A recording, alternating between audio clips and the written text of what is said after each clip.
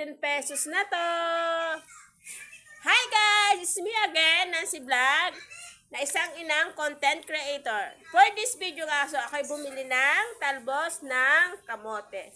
So ito ay 15 pesos dito sa Cavite. So dyan sa probinsya, ito ay pinipitas-pitas lang dyan sa tabi-tabi sa mga bakuran. So, kasi madali itong tumubo. So dito sa amin sa Cavite, hindi kami makapagtanim kahit madali itong tumubo kasi nga wala kaming pagtataniman. So nagtatanim lang kami dito ng mga halaman sa mga paso-paso. Kaya ito, hindi kami makapagtanim kahit madali itong tumubo. So ako bumili ng, so ang ulam namin ngayon is sardinas na may talbos ng kamote. Tapos lalagyan ko ng kalamansi.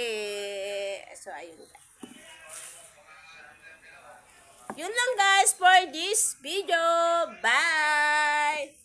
Comment and share, Nancy Vlog.